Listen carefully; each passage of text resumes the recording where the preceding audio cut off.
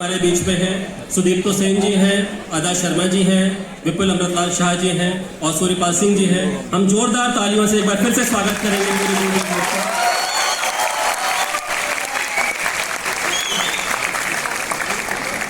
जो मुद्दा हम लोगों ने उठाया इस फिल्म में, ये मुद्दा पिछले 2 दशक से चल रहा था, मे बी उससे ज्यादा, लेकिन किसी ने कभी इस बारे में बात नहीं की और बात करने का हिम्मत नहीं की।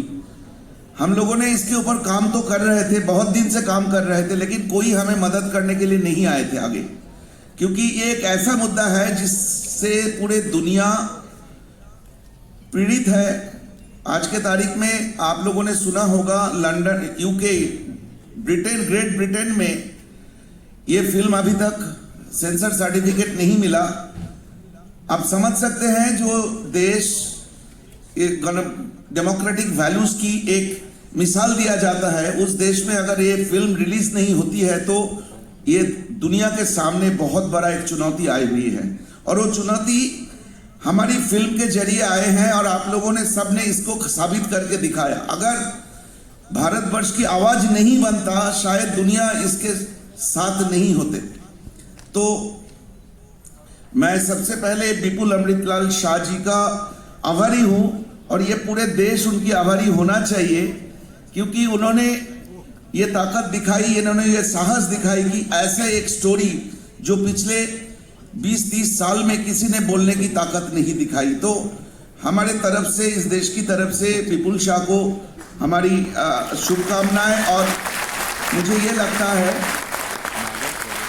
ये एक माखनलाल यूनिवर्सिटी एक ऐसा यूनिवर्सिटी है इस देश के लिए, एक जैसे जर्नलिज्म को, एक मीडिया जर्नलिज्म को डेमोक्रेसी की चौथा स्तंभ बोला जाता है, उस स्तंभ की नींव है माखनलाल चतुर्वेदी यूनिवर्सिटी। और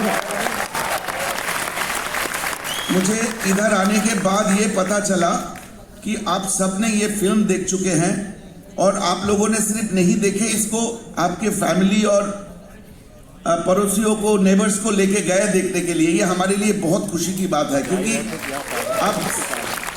आप समझ सकते हैं कि हमारे पास बहुत पैसे नहीं थे बड़े बड़े होर्डिंग लगाने का, हमारे पास पैसे नहीं थे टेलीविजन में, सिनेमा हॉल में बड़े बड़े विज्ञापन देने का।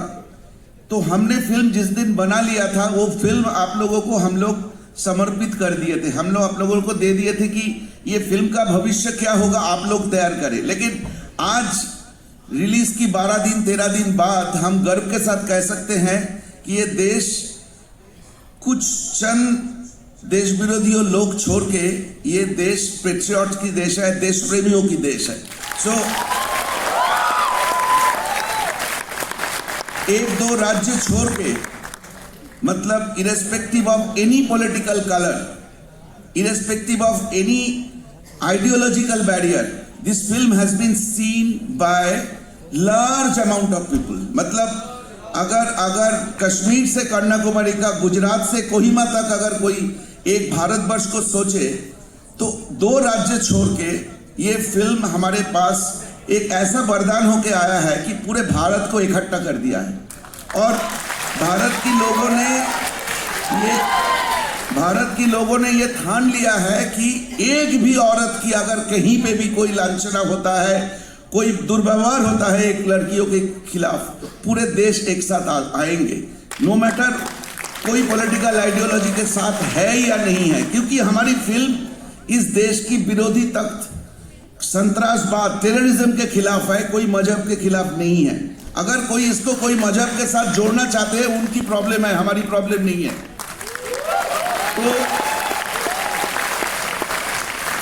हर देश प्रेमी लोगों के लिए ये फिल्म था और ऑलमोस्ट आप लोगों ने सही साबित कर चुके हैं। हम लोगों की 7-8 साल की लड़ाई को आप लोगों ने ऑलमोस्ट साबित कर चुकी है कि हम लोग सही दिशा में जा रहे हैं। और भारत ऑलमोस्ट मना कर चुके हैं कि संतरासवाद, टेररिज्म के सामने हम झुकेंगे नहीं। एक लड़की की इज्जत हमारी सबकी इज्जत है और उसके साथ किसी की खिलवाड़ करना हमें बर्दाश्त नहीं है।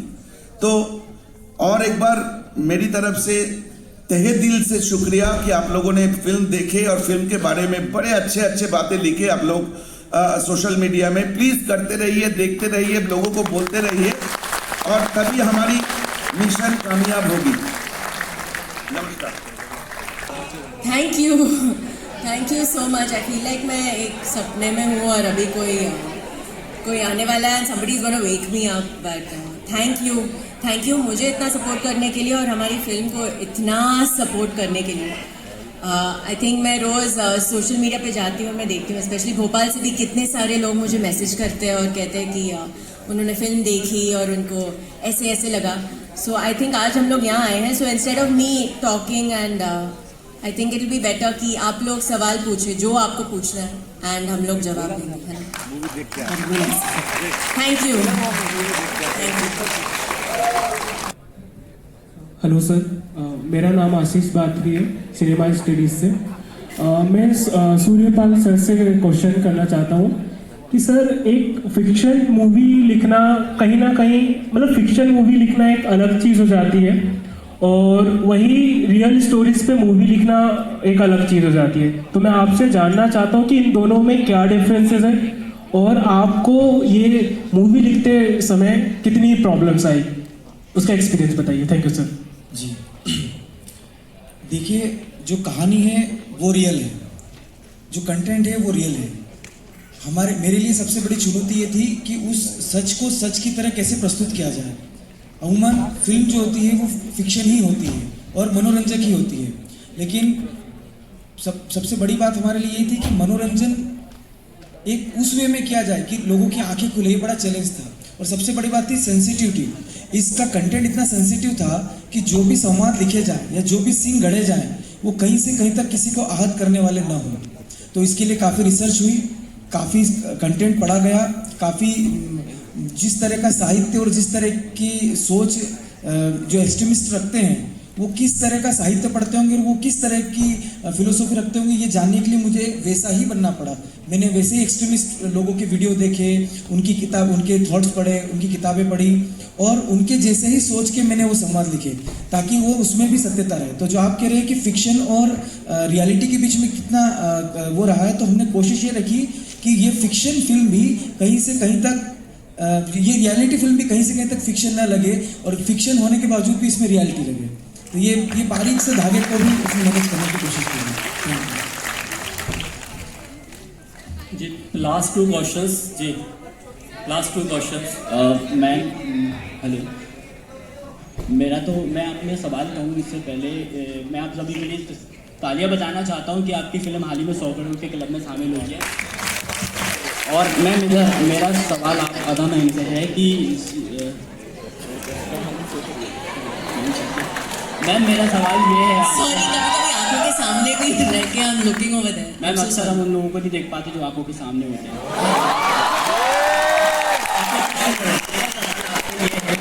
जब आपने फिल्म साइन करी थी तब आपको इतना डिसीजन लेने में डर नहीं लगा? क्योंकि आपकी जो फैन फॉलोइंग है वो इंडिया में मुस्लिम समुदाय के लिए और एक ऐसा मुद्दा है जिस पर लोग बात करने से ही डरते हैं, पर आपने इसमें फिल्म की, आपके नेक्स्ट प्रोजेक्ट में इस फिल्म से दिक्कतें आ सकती थी, तो यही फिल्म।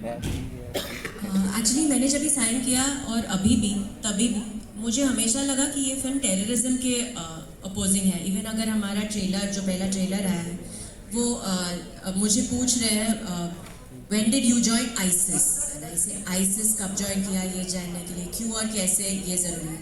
तो मैंने सुदीप्तो सर और विपुल सर से तभी भी पूछा था कि टेरर ऑर्गेनाइजेशंस को तो प्रॉब्लम होने वाली है, राइट, बिकॉज हम लोग नाम लेके ओपनली कह रहे हैं। तो आई ऑलवेज थॉट कि टेररिस्ट लोगों को डेफिनेटली प्रॉब्लम होगी हमारी फिल्म से, but other than terrorist I always see it as terrorist एक साइड पे है और ह्यूमैनिटी, हम सब ह्यूमंस एक साइड पे हैं, लिविंग बींग्स और terrorist.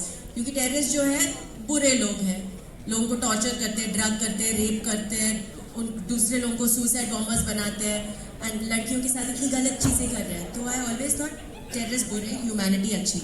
And I actually have Muslim friends and social media पे भी जिन्होंने फिल्म देखी है और उनको अच्छी लगी, बिकॉज जैसे हम लोग ऐसे नहीं है, ये लोग बुरे हैं जो है, बिकॉज टेररिज्म का कोई मज़हब नहीं है। ये हम लोग कह रहे हैं कब से, ये फिल्म की कॉन्सेप्शन से भी पहले ऑलवेज था कि टेररिज्म का कोई मज़हब नहीं, तो वो मैंने नहीं सोचा है। एंड आई थिंक ये जो एक्चुअल में लड़कियां ये सिचुएशन से जा चुकी है, आई थिंक उनका डर ये वो भी पब्लिकली इंटरव्यूज दे रही है, तो उनका क्या है, that bravery is something I should learn from them, I always thought.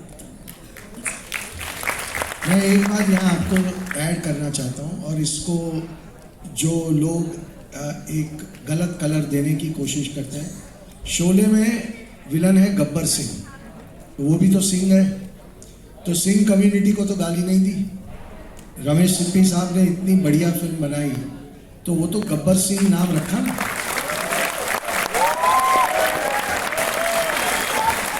तो हर फिल्म में बुरा काम करने वाले कुछ लोग होते ही हैं, और वो किसी ना किसी रिलीजन से बिलोंग करते ही हैं। तो रिलीजन पे हम कभी उंगली नहीं उठाते, उन कुछ लोगों पे उंगली उठाते हैं।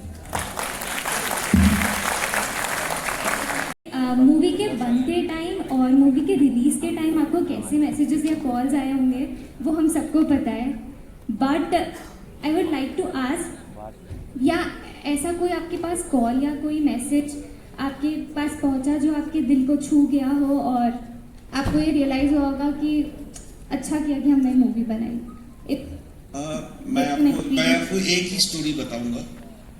ये मेरी फिल्म की एक एक्टर ने मुझे ये कहानी बताई। वो उसकी एक फीमेल फ्रेंड के साथ फिल्म देखने गए थे पब्लिक कोई सिनेमा हॉल में।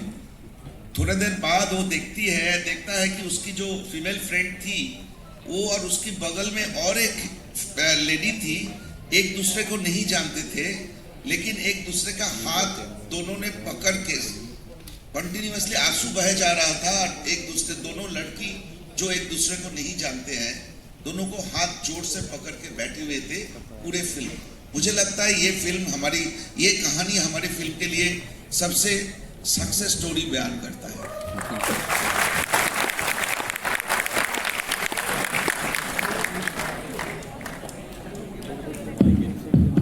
सर, नवीन कुमार, चलचित्र विभाग से। मेरा प्रश्न डायरेक्टर सर से है कि जैसे फिल्म में दिखाया गया कि कैसे आतंकवाद हमारे देश की बहन बेटियों का ब्रेन वॉश करके उनको अपने गलत कामों के लिए यूज़ करता है, और फिल्म से हमको देखने को मिलता है कि कैसे अपने रूट्स के साथ जुड़े रहना है और ऐसे लव जिहाद की जैसी चीज़ों से बचना है और अवगत रहना है।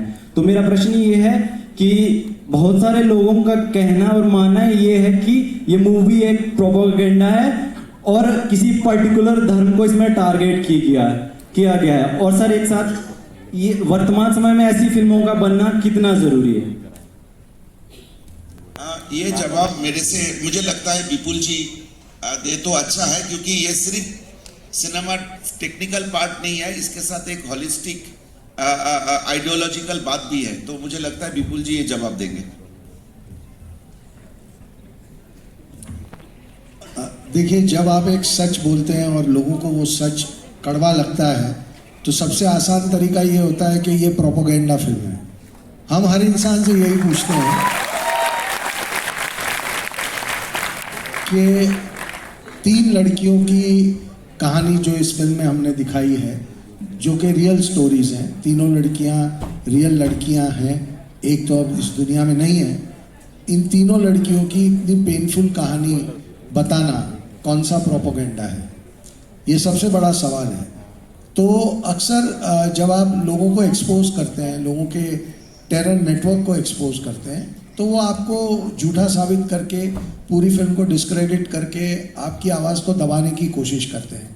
लेकिन इस देश की जनता ने उनको जवाब दे दिया है। उन्होंने बता दिया है कि ये विषय अब ना प्रोपेगेंडा रहेगा, ना दबेगा, ना छुपेगा। आप लोगों ने उस विषय को अब इस देश का विषय बना दिया है, और जो रिस्पॉन्स आ रहा है दिन ब दिन, उससे मुझे लगता है कि आने वाले समय में अब इस विषय को दबाया नहीं जा पाएगा। सो ये मुझे लगता है कि हमारा सबसे पहला मिशन था जब हम फिल्म बना रहे थे, कि हम इस विषय को देश के सामने लाएंगे और इस पे चर्चा करने को मजबूर करेंगे।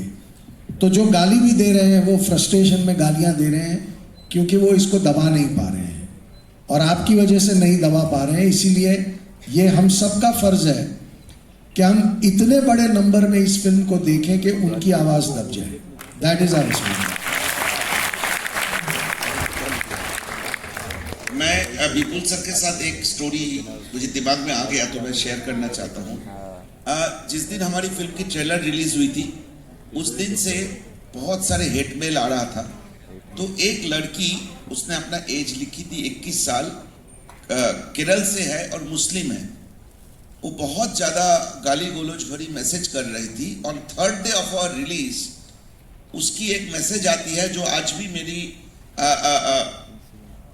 ट्विटर में वो है, आप लोग जाके देख सकते हैं। उसने लिखी है कि सॉरी भैया, मतलब brother, I am really sorry that I have abused you all these days because I did not see the film. I saw the film yesterday and I think every patriotic Indian should see the film and it has nothing to do with any religion. ऐसे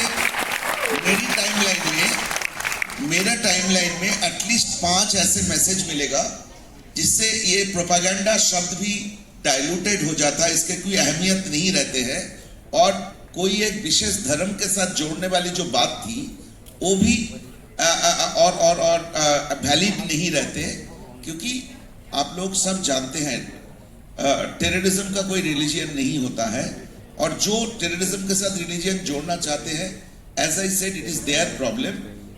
लोग उनको ना बोल चुके हैं, आप हमारी बात चलेगी, ऐसा ही बोल चुके हैं।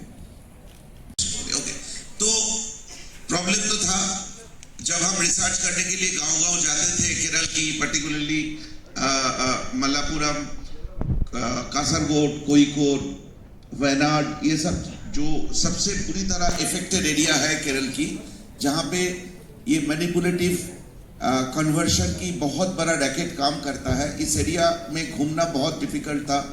हमारी होटल में अटैक हुई, हम लोग रात को पैदल भागे होटल से, ये सब बहुत सारे सिचुएशन था। तो मैं इसको प्रोफेशनल हैजर्ड्स की तरह लेता हूँ। जब तक ना फिल्म बनता था, जब तक ना आप लोगों के सामने हमारी रिसर्च की नतीजा पेश करते, तब तक इसको मैं प्रोफेशनल हैजर्ड्स की तरह ही लिया था, तो कोई कंप्लेन नहीं है।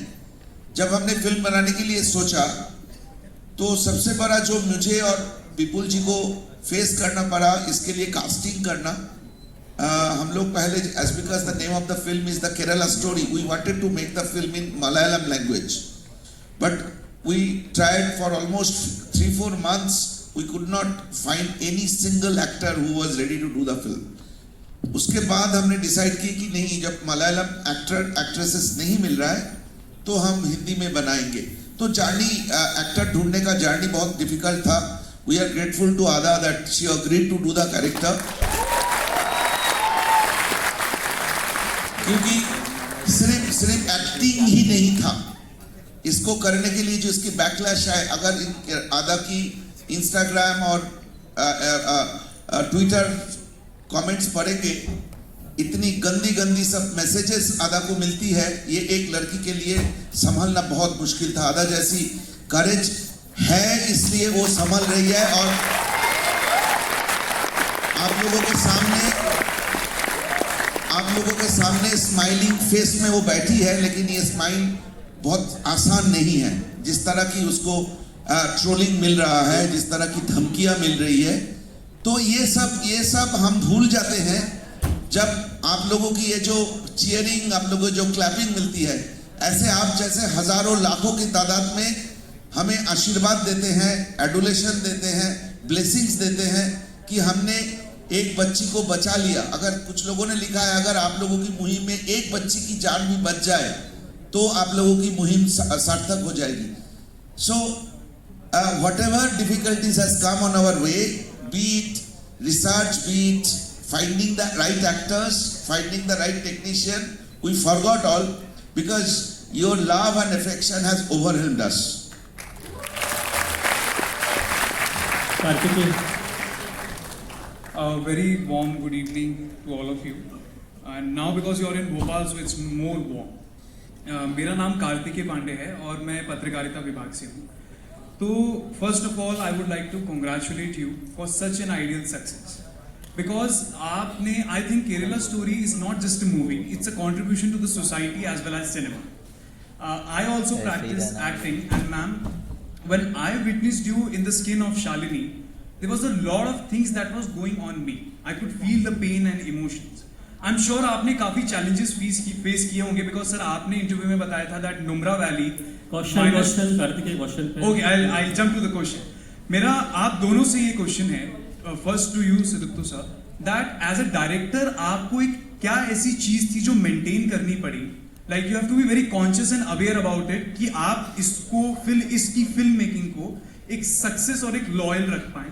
And same goes to you ma'am, as an actor एक ऐसी क्या चीज थी that you have to be very conscious and aware about कि आप इस मूवी को और अपने कैरेक्टर को लेके लॉयल रही.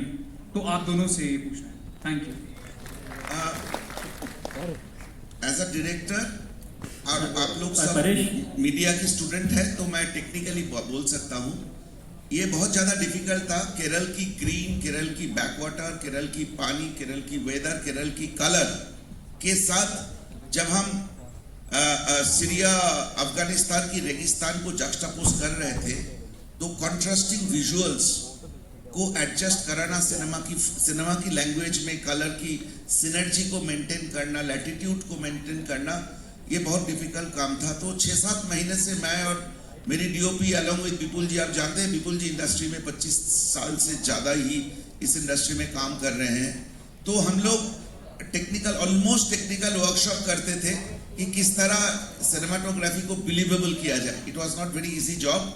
लद्दाख की लैंडस्केप और केरला की जो एक क्लॉस्ट्रोफोबिया को निखर के लाना, जो घर की कोने में अंधेरे कुएं में जो षड्यंत्र रचा जा रहा था, उसकी क्लॉस्ट्रोफोबिया और लद्दाख की लैंडस्केप को मैच कराना बहुत डिफिकल्ट था. तो वो एक सबसे बड़ा चैलेंज था.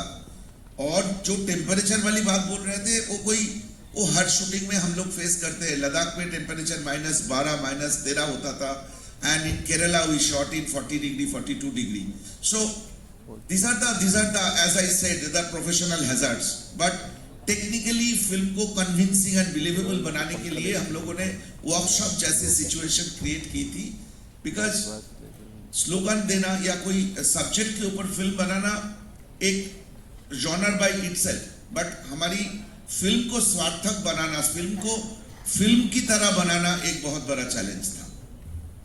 अभी आधा की जवाब on acting. Hi, so I think acting के लिए एज एन एक्टर जो मेन चीज़ आप कर सकते हो, जितना आप रियल बना सकते हो उसे, कि ताकि एक्टिंग नहीं लगे. तो वी ट्राइड कि एक एक आंसू, एक एक स्माइल रियल लगे और वो नकली नहीं लगे. ऑफ कोर्स मैं रियल लाइफ में वो सिचुएशन से गुजरी नहीं हूँ जो शालिनी गुजरी है. बहुत सारे स्पेशली जो वायलेंट सीक्वेंसेस हैं. But I try to put myself in the place of another girl जिसने ये देखा हो. And your response just gives us everything. Thank you. And of course director and creative director के ऊपर भी है कि वो कितनी छूट देते हैं अपने एक्टर्स को और कितना कंफर्टेबल रखते हैं सेट पे. बिकॉज अगर मैं कंफर्टेबल और खुश हूँ सेट पे, देन मैं रोने का एक्टिंग कर सकती हूँ. I think it's easier for me. And हाँ, काफ़ी डार्क स्पेस है. आई थिंक अभी भी in my mind it's locked in a corner, some of the dark places that we have touched in the film. पर अगर मैं सोचूं कि रियल लाइफ में वो लड़कियों ने क्या क्या देखा, बिकॉज यहाँ पे मैं एक्टर हूँ तो ऑफकोर्स मैंने अपना फुल सब कुछ दिया है. पर बिटवीन एक्शन एंड कट ना, उसके बाद मैं घर जाती थी एंड घर पे अपना खाना खाती थी. I was safe. या होटल में भी हम लोग रहते थे. I was comfortable. I was taking care of. It wasn't that रात को कोई मुझे किडनैप करके लेके जा सकता है या ऐसे कुछ. सो आई थिंक मैं बहुत फॉर्चुनेट हूँ and we should all be very grateful of the lives we have. That's another thing I learned from the film. Please. Hello. Good evening, sir. My question is to you, Vipul sir. You have been associated with a streak of so-called commercial cinema, and now there is a sudden shift. You were associated with Human also, which was fact-based, and now this is a Kerala story. My question is, what is the inspiration behind this shift? Second, how is it different to produce such diverse content where one is fact-based and another is completely a masala film to say? Thank you. सबसे पहले तो मैं theatre से मेरी शुरुआत हुई थी. बम्बई में पृथ्वी थिएटर है जहाँ एक्सपेरिमेंटल प्लेज होते हैं. तो मैंने इस किस्म के इंटेंस सब्जेक्ट थिएटर में बहुत किए। मैं करीब करीब 5-6 साल तक थिएटर करता था। तो वो एक बात है। दूसरी बात, मेरी कमर्शियल फिल्में भी अगर आपने देखी हो, वक्त हो, चाहे नमस्ते लंदन हो, तो उसके अंदर भी मैं एक कोई ना कोई सोशल टॉपिक को टच करने की कोशिश ज़रूर करता हूँ। भले मेरा उन फिल्मों में थोड़ा अंदाज़ अलग होता है, पर मैं बेसिकली बहुत मानता हूँ कि फिल्म एक बहुत स्ट्रॉन्ग माध्यम है और कुछ कहा जाए फिल्म के ज़रिए तो बहुत अच्छी बात होगी। लेकिन ये फिल्म जब मेरे पास सुदीप तो दादा लेके आए तो मुझे लगा कि ये फिल्म बनाना मेरा फ़र्ज़ है। ये एक ड्यूटी की तरह मैंने इस फिल्म को हाथ में लिया कि ये सब्जेक्ट, इतनी गंभीर बात इस देश के सामने लानी ही है। चैलेंजेस ये होते हैं कि आपको ऐसी फिल्मों में सपोर्ट नहीं मिलता, लोग डरते भी हैं और लोग आपके इरादों पे भी शक करते हैं कि आप क्यों बना रहे हैं, क्या आप किसी धर्म को या किसी कम्युनिटी को टारगेट करेंगे क्या। और ये आप कॉन्स्टेंटली आने वाले 10 साल तक हम यही प्रूव करने की कोशिश करते रहेंगे उन लोगों के लिए जो ये मानते हैं कि हमने कुछ ऐसा प्रोपेगेंडा बनाया। तो ये एक चैलेंज रहता है। मुझे ये भी पता था कि इस फिल्म के बाद बहुत सारे लोग मुझसे मेरे साथ काम करने से शायद कतराएंगे, लेकिन इट डजेंट मैटर, ये सब्जेक्ट बहुत इम्पोर्टेंट था तो इसीलिए मैंने बनाया। इतनी सारी लड़कियों को छोड़ के तुम तीनों के साथ ऐसा क्यों हुआ? नहीं, पर तुम खुद सोचो, इतनी सारी लड़कियां थे मार्केट में, खाली तुम तीनों थे जिन्होंने हिजाब नहीं पहना था, राइट? हिजाब पहनी एक भी लड़की के साथ ना ही कभी रेप होता है, ना ही कभी कोई उन्हें छेड़ता है, because Allah always protects us. एक बेहतरीन प्रयास है डायरेक्टर की कि जो हकीकत है उसको फिल्म के माध्यम से लोगों के बीच लाई जा रही है। मुझे ऐसा लगता है कि इससे बहुत सी दर्दनाक कहानियां हैं जो कि छुप जाती हैं, जब जाती हैं, लेकिन इनसे ये अभी मूवी के माध्यम से, केरला स्टोरी के माध्यम से हम जान रहे हैं कि केरला की लड़कियों के साथ किस तरीके से परिवर्तन के लिए प्रेजेंट किया गया था।